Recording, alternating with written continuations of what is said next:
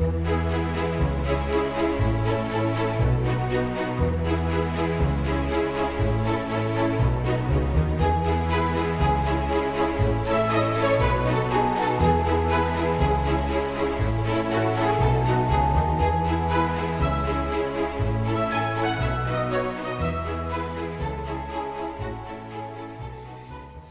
I said that I'd do a follow-up on the other videos that I did earlier concerning what Shabir Ally had said a week ago on the 19th of May, a little over a week ago now, and his intent in that video was to say that these variant Qurans, these different readings, kept on referring to these readings, and he referred to the North African reading, and he referred to this one here, the Quran that we have today. This is known as the Hafs text. He never said it by name. He called it the 1924 Egyptian text or the Cairene text. It's the Hafs text, and you'll see why he didn't want to use the name.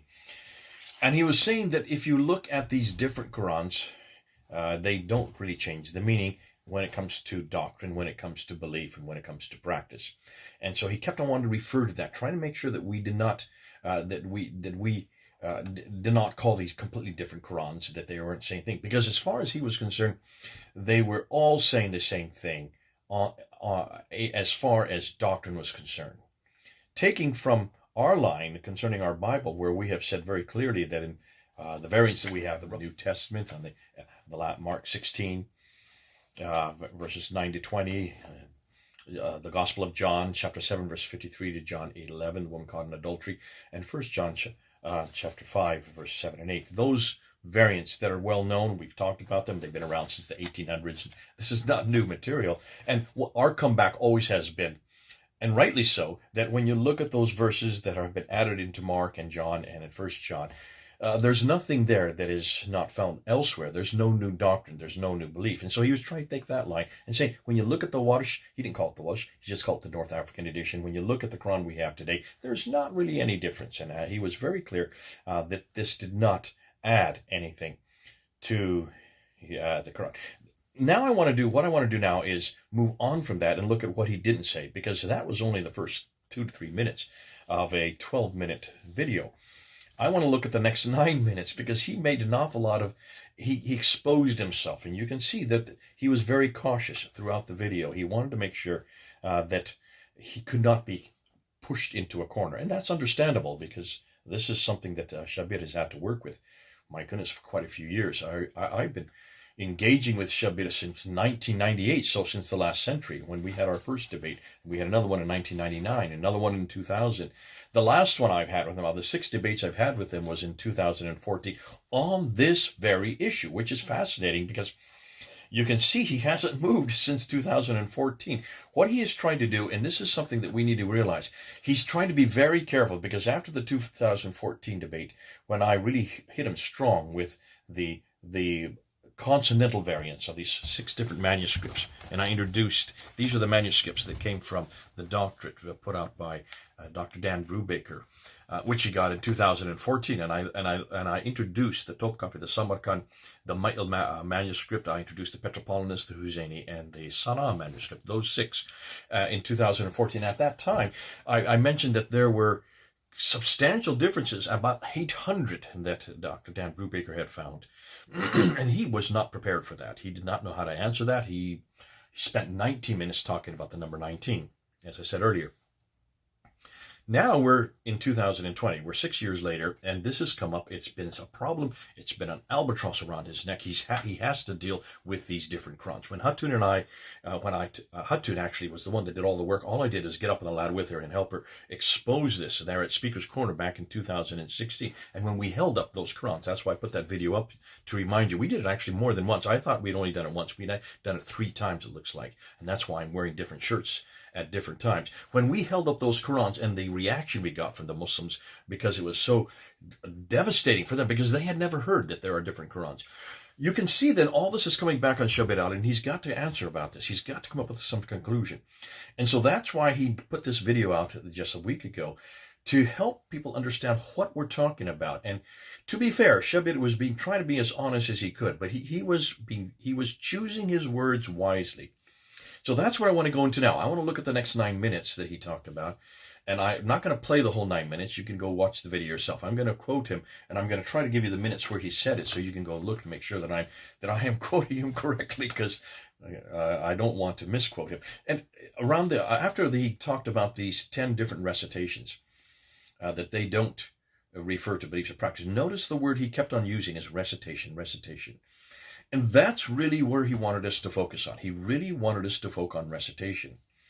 And that's why he spent quite a bit of time from the second minute, about the third minute on. He's talked about these Ahruf. He wanted to come back to these Ahruf.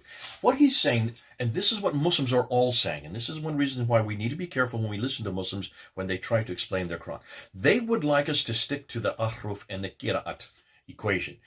They would like us to stick to the recitations. They would like us to stick to the readings. That's all they really want us to spend our time and energies on, because that is, you can pretty much explain away. You can say, listen, there are many different readings. There are many ways to say the same thing in Arabic. There are many different dialects that you can use to say the same thing, but it's always the same thing. It's just the different ways of pronouncing it. We have different ways of pronouncing in English. The British have told us, we don't even, here in America, that we have yet to learn how to speak English properly. And so there are many derivations on saying the same thing. And that's really what he's trying to get at and trying to keep us focused on. Muslims always want to make sure that this has nothing more to do than the Qira'at argument and the Ahruf argument, which has been around for almost 1,000 years, when you look and see where the Qira'at and the Ahruf were delineated. But let's go back and see what he said. He said, these Ahruf, now he took it from the word harf. Harf means letter. And notice what he did. He then defined it, and he says this could be letter, this could be limits. However, there are those who consider this to be dialects. So these are dialects, and suddenly that became the definition. These are dialects, he was saying.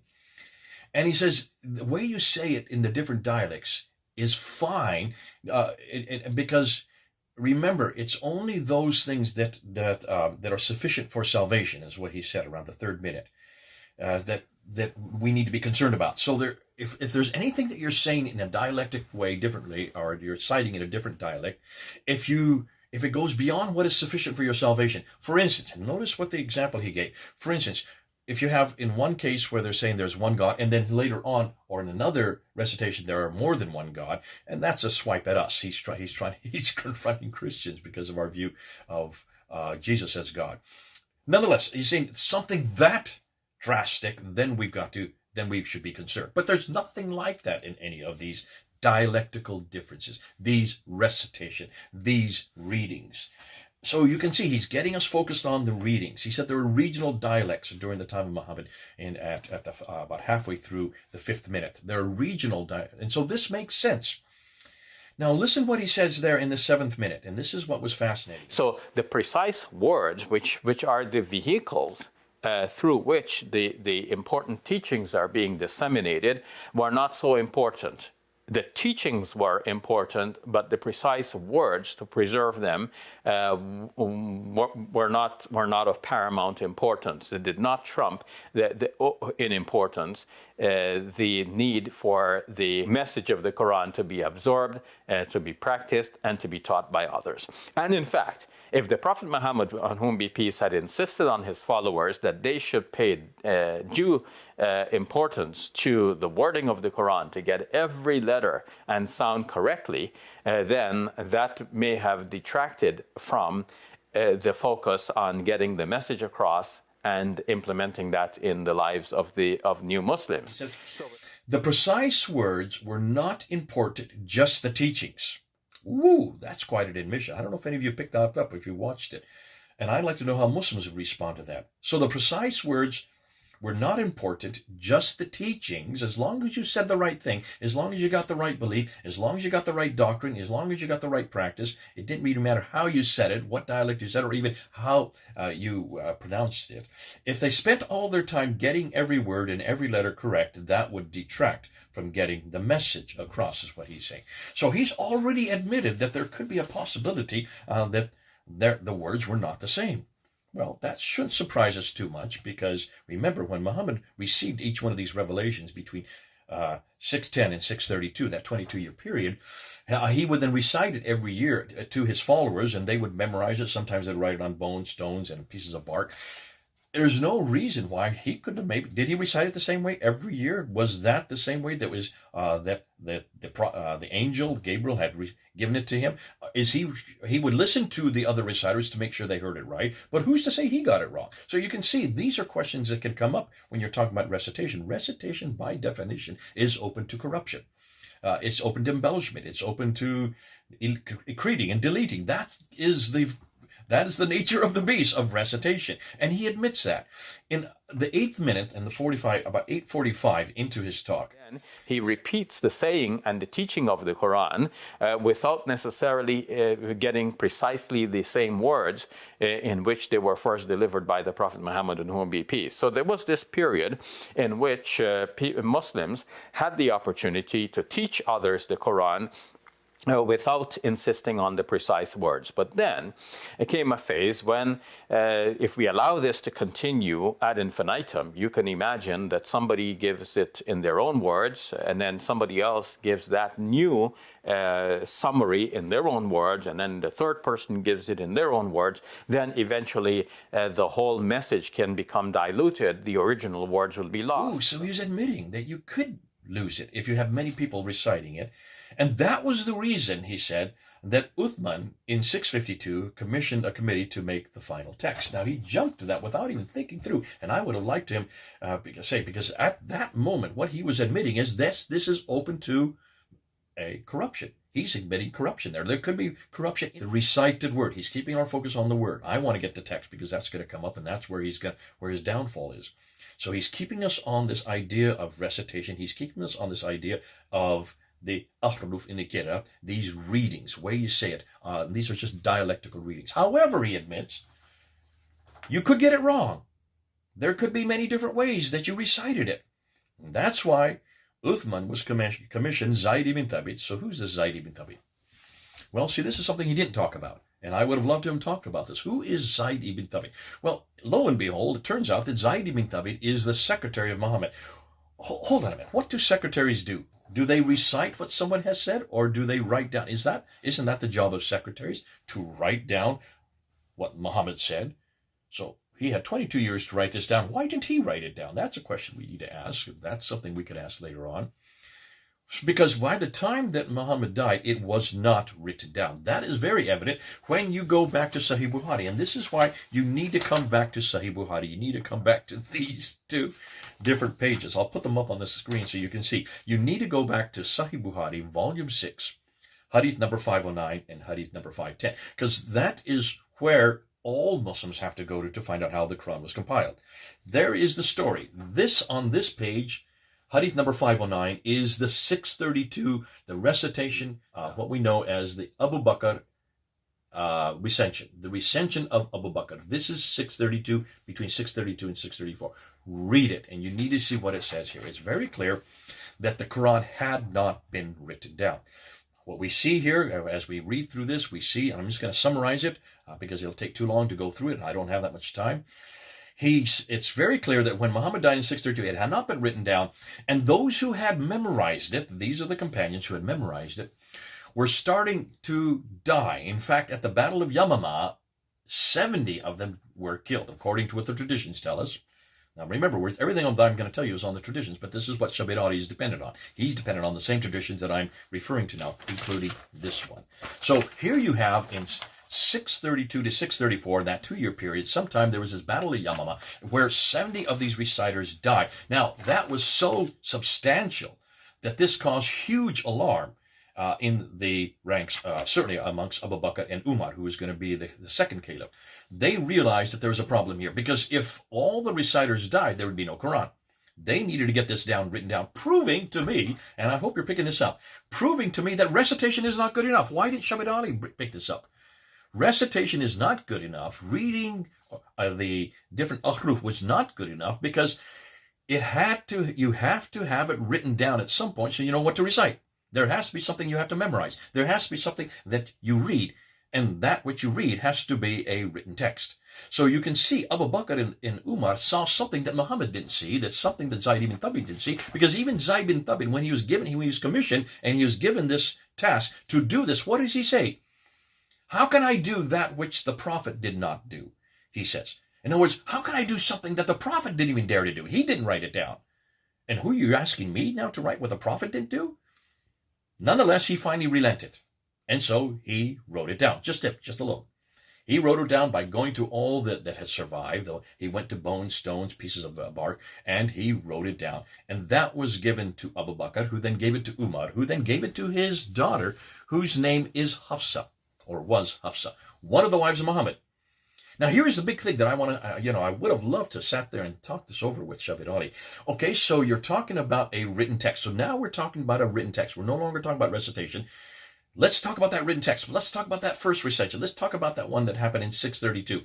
That was not copied. It was not sent to any cities. There was no reference of it being a universal copy that was canonized at that time so that everybody then could read it, so they wouldn't have this problem with recitation after that. That was given to a woman named Hafsa, one of the wives of Muhammad. What did she do with it? Well, we do know, according to the traditions, that she put it under her bed. So she didn't even use it herself. She put it under her bed for safekeeping. Oh dear. 20 years later, then we come to this part of Al-Bukhari. So there's 20 years between these two pages, okay? This is 632, this is 652. 20 years later, we come to this thing. And this is where it really gets juicy. And this is where Shabir Ally is having a problem. And this is why he is trying to explain this. So what does he say? Well, here, 20 years later, 652, we're time at Uthman now. Abu Bakr has died. Umar has been killed. Uthman comes to power in 644. We're now about 652. And this guy named Hudayfa, let me just read it to you. Hudayfa, Hudayfa, was afraid. He comes to Uthman. He says he is afraid that the people of Sham and Iraq, Sham would be Syria today, in Iraq, so you know where those are on the map, that northern area. The differences, Hudayfa was afraid of that's the people of Sham and Iraq's differences in the recitation of the Quran. So he said to Uthman, O chief of the believers, save this nation before they differ about the book, as the Jews and the Christians did before them. So this is recitation. And now Shabir Ally's on really strong ground, because we're talking about differences in recitation. So he's saying, so this is what they're talking about. These are the different dialects. These are the things that as people start, as he says, as people start doing it, their own words, as they start doing it in their own words, the message could be lost. And this is what Hudayfa is talking about. So he's on strong ground here, because he's referring back to Sahih Bukhari. So it could be lost. And that's why, because of the fact the recitations were so different in the northern areas, way up in Syria and Iraq, it's those northern people, they're hopeless when it comes to memorization. It's what I've heard Muslims tell me over and over again. Therefore, that's why Uthman had to then ask it to be written down a second time. Wait a minute. Wasn't it always written down, of course, but second time means there was a first time. Yes, we know there was a first time, because that's here in this paper. This is the first time. So it's already written down. You're having people with different recitations. So where's the problem? Just go back to the original. And that's what he does. He goes back and he asks for Hafsa's copy. He gets Zaid ibn Thabit, wakes him up, says, look, you've been not doing anything for 20 years. I want you to now to rewrite it again. Why would you have to rewrite it if it's already written? Why don't they just take Hafsa's copy? Well, it gets even better, because what it says here is that Uthman has him along with Hisham, Zubair, and Al-As. The four of them. So four of them were to then rewrite it. And if they had any disagreement, I don't know how you can have disagreement. All you're doing is looking at one copy and you're just copying it again. Copying it exactly, word for word, letter for letter. Remember, this is God's holy word. This is the eternal word. So all they have to do is write it down exactly like it was in Hafsa's copy. That should be a no-brainer until you get and see what it says. In case you disagree, Uthman says to Zaid ibn Thabit, on any point in the Quran, then write it in the dialect of the Quraysh. The dialect of the Quraysh.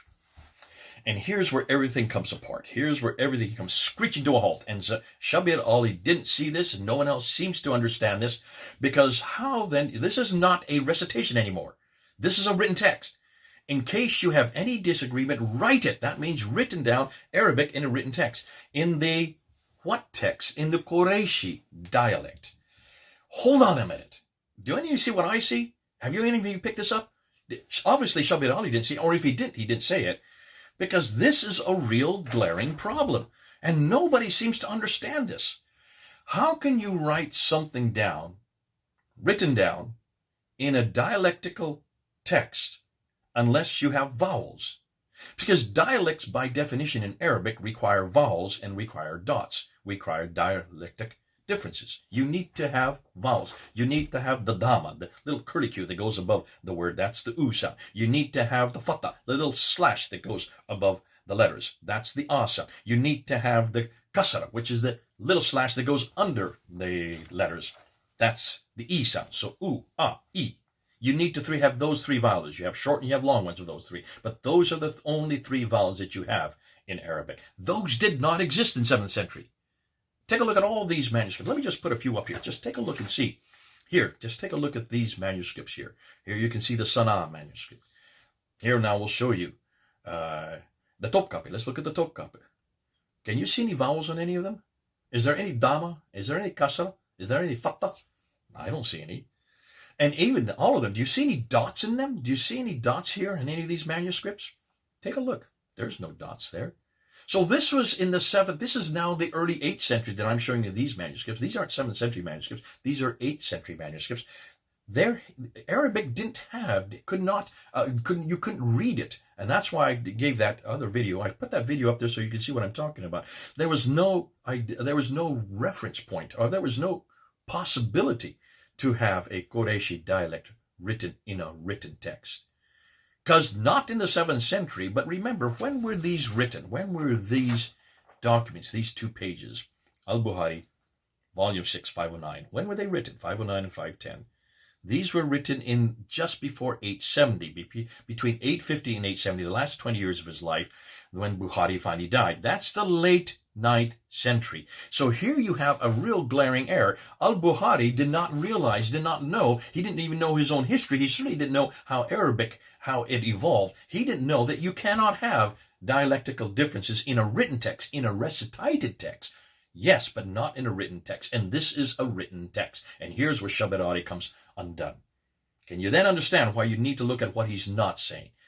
Whether or not Shabir Ally doesn't know this, or maybe he just doesn't want to talk about it, maybe he doesn't want to see it, but then you got to go on to what happens next.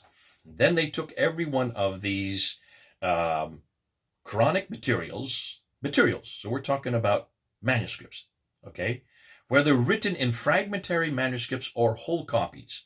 So while we're talking about paper, we're talking about something that had to be written down, okay? It's very clear in Al-Bukhari, we're talking about a text, we're talking about parchment, or we're talking about vellum, or we're talking about papyrus. In this case, it's more like a parchment, because we're talking about Uthman. He was very wealthy, he could afford animal skin. Nonetheless, he ordered that all the other parchments and fragmentary manuscripts or whole copies be burnt. This is something Shabir did not want to talk about. So these differences really had nothing to do with recitation. You do not burn recitation. You don't burn what people are saying. What do you do? Burn their tongues? Burn them? When you burn something, you're burning actually a material object. You're burning a text. You're burning a paper. You're burning a parchment. You're burning a piece of vellum. You are burning manuscripts. It says so, right in black and white. So this burning means that these were completely different manuscripts. Did you get that? Are you picking that up? Why did Shabir Ally pick that up? No, he wants to talk about the Ahruf in the Qira'at. He wants to talk about the recitations. He wants to talk about the readings. What he doesn't realize is those recitations, those readings don't come for another 100 years. See, they don't come in until you look and you see. And I put the graph up before, and I'll put it up here again. This is what Hatun has put up, and this is why I use it all the time, because she's done a great job of looking at all the different recitations. These are the roughly 37, some say as many as 39 recitations. These are the Qira'at. These are the authors of the different Qira'at. And take a look at their dates. They're all in the 8th century or the 9th century. Can you see the problem here? So these Qira'at in Ahruf, when they finally got all these different dots, when they finally got all these different vowels, and they started writing their own text, they started coming out with many texts. Look at them all. These are 26 that we put up. These are the 26 that you saw in that video that we put up there at Speaker's Corner back in 2016. And you can see their names. These are Al-Duri. This is also Ibn Jamaz. This is Al-Susi. Alayt ibn Khalid. You see Al-Bazi. And of course, you have Warsh and you have Hafs. In fact, when you look and see at these, as I said earlier, there are hundreds, sometimes thousands of differences between these. Al-Bazi has 1,094 differences. Hisham has 1,300 differences. I came down to Abu al-Harith has 5,000 differences. For differences to what? What are all these differences? These tens of thousands, these hundreds and thousands of differences. What are they talking about? These are differences with this guy right here that I have circled in black. That's Hafs. That's the one that was finally chosen in 1924. He had became the standard. But look at when he died. He died in 796, the late 8th century. This is 144 years after Muhammad. So when Shabir Ally is talking about all these qira'at, all these different recitations, he's talking about something that happened 100 years later, not at the time of Uthman, not at the time of Muhammad, not at the time of Abu Bakr or Umar, not in the 7th century at all. These are 8th century. And this is what happens when you start adding dots, when you start putting vowels in, you don't know where the vowels go. You don't know where the dots go. And depending what dialect you come with, you put your dots different than the other dialect. You put your vowels different than the other dialect. And that's why there are dialectical differences in the 8th century, but not in the 7th century. Can you then see why? Oh, I'm sorry, this way. Not in the 7th century. In the 8th and 9th century, yes, but not in the 7th century. And this is why Shabir Ally, he's keeping our eyes over here. He wants us to keep our eyes on the 8th and 9th century. He wants to say this is a problem that happened, but he's redacting it back to the 7th century, as every Muslim do. They take what is going on in the 8th and 9th century. They take these exercises by all these different students in 5 different cities, in Basra, in Kufa, those are in Iraq, in Syria, and in Medina, and in Mecca. So these are places in Saudi Arabia today. These are places in Iraq. And these are cities, well-known cities in those different locales where students were putting together their different versions of where the dots go and where the vowels go in the 8th and 9th century, not in the 7th century. Shabir Ally would like to think this is happening at the time of Uthman. No, this is not happening at the time of Uthman, because there were no dots at that time. And these were actually written texts that were being burnt. And since they were being burnt, that means that they completely disagreed with that, which was the final copy that was then given by Zaid ibn Thabit to Uthman, according to Al-Bukhari. Volume 6, Hadith number 509 and 510. Now, why didn't Shabir Ally mention this? Why didn't Shabir Ally mention about these burnings? Why didn't Shabir Ally mention that if you're burning something, it has to be material? These have to be written text. Why didn't Shabir Ally talk about that? Because that's the elephant in the room that no one wants to talk about. He doesn't want to talk about it for very good reason.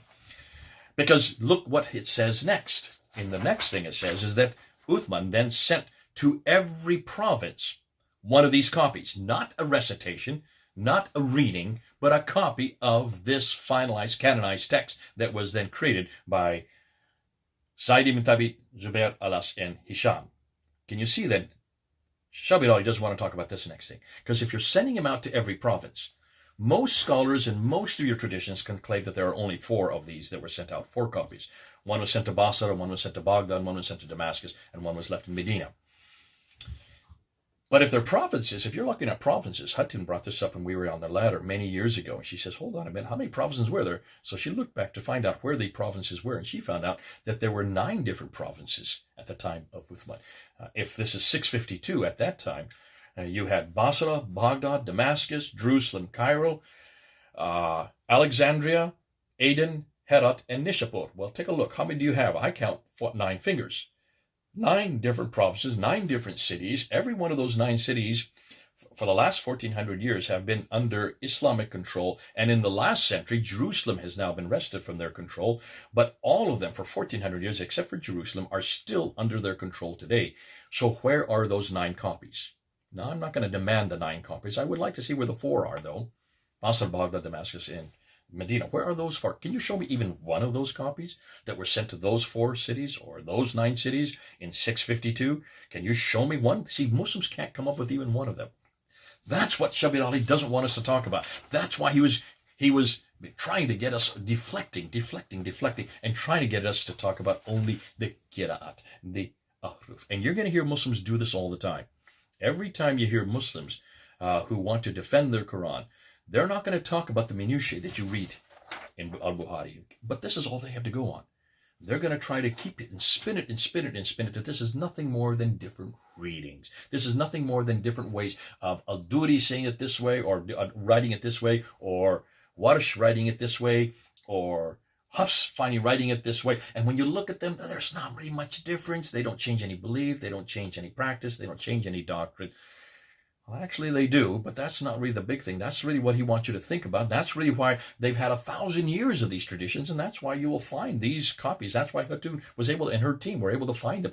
And now she didn't buy them all, but she found the people that bought them for her and brought them to London, and that's why she's up to 37 now. I have 26 there, and then in this one here, and these are 34. This is the last picture I took with her. These are 34. Oh, got it upside down. These are 34 that she has now. I've just been told she's up 3 more, so she's up to 37 of these different Qira'at, these different Ahruf, which means you can buy them today in places like Yemen and Jordan and in Morocco. You can still get them today. They're still available. And the reason why they're available, because they don't really consider this a real problem. And for a lot of Muslims, they think that's all we want to talk about. That's all you want to, that's all they want you to hear. And that's why Shabir Ally was focusing on the Qira'at.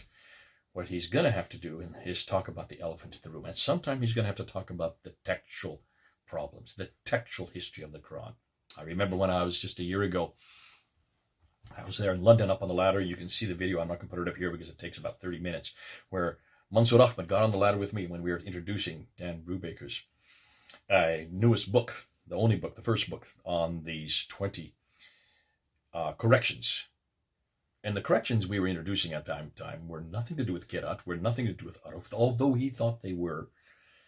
These were to do with the razm, the skeletal text, the consonantal text. These are the earliest of the manuscripts, and these are all consonantal differences. These are all kinds of erasers and coverings and assertions, deletions, all through these. I mean, he's up to 4,000 of these now. And I remember hearing Mansour Ahmed, he finally said, well, we don't really care, because we have a oral and textual tradition of the Quran that goes all the way back to Uthman. And boy, there were 20 cameras on him, and I quickly turned to him and says, you are claiming that you can find a textual tradition? You're actually accepting what Uthman said there, that it was written down and that these other manuscripts were destroyed, that one that was written down by Zaid ibn Thabit, can you show me where that is? Can you show me one of those 4 copies? Can you show me even one copy? Can you provide one copy of those many copies that were sent to all the different prophets? Can you provide one? I'm not just looking for a scrap here. I'm not looking for a fragment here. I want to know one complete copy.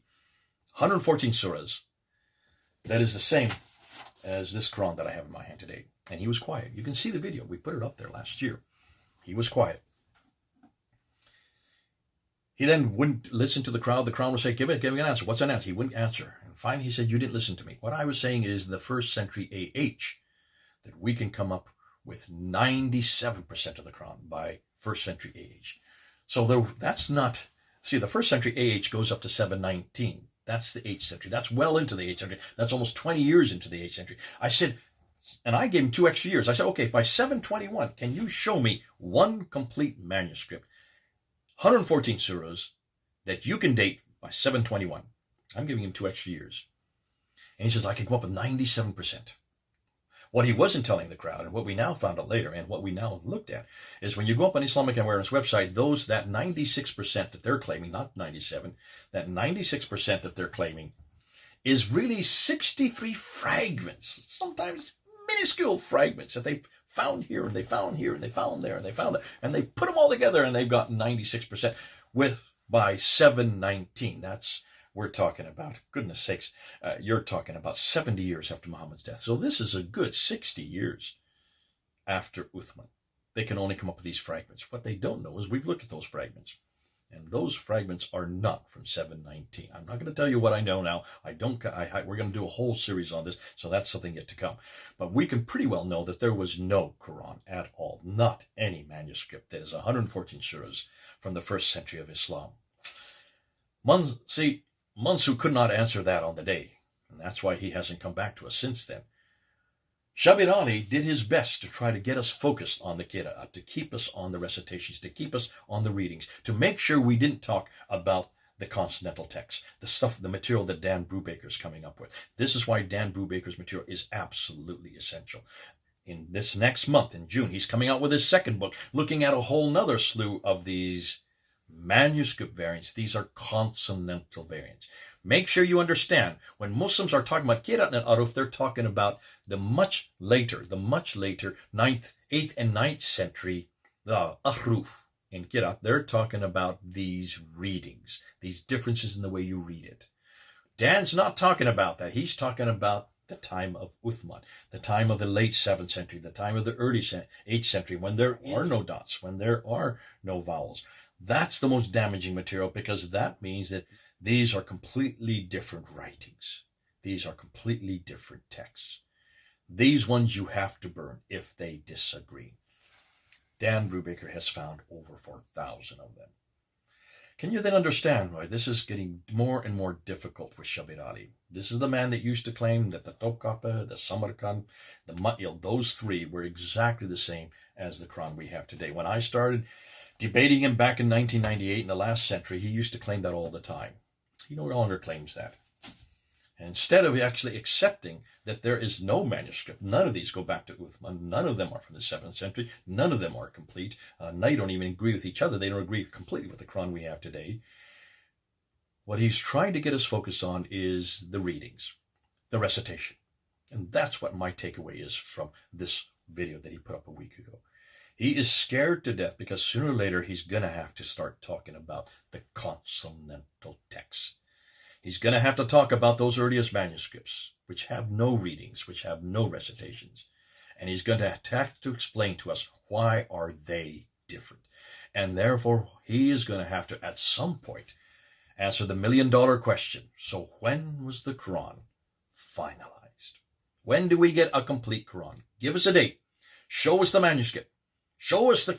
This is the thing that we've been asking all the way through. Have you noticed? Muslims are always claiming everything they want about Muhammad, about Islam, about the Muslims, about Mecca. They're claiming all these things from the 9th and 10th traditions. And we're saying, no, stick to the 7th century.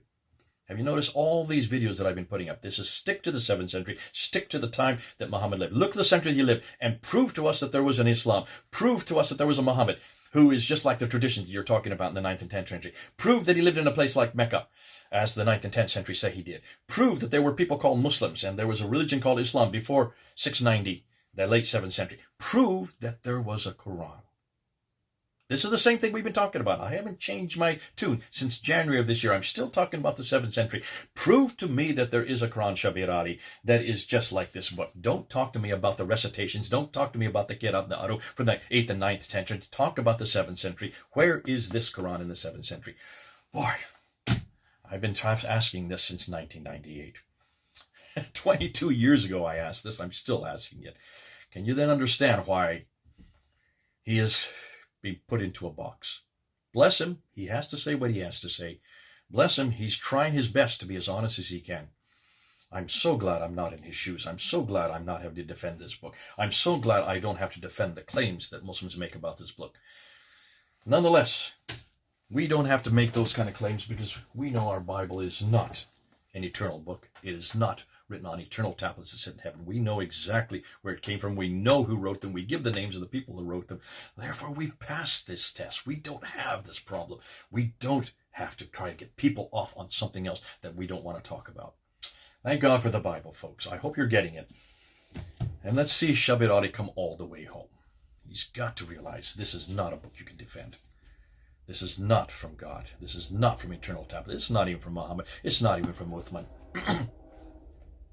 Okay, so he puts 1924 as the date it was canonized. That's the time that the Ahruf in the Qira'at was canonized, 1924, but not the consonantal text. When was the consonantal text canonized? There's the question I ask. That's the question I leave with you. And all you Muslims who are watching me, I want to hear an answer. Where was this Quran in the 7th century?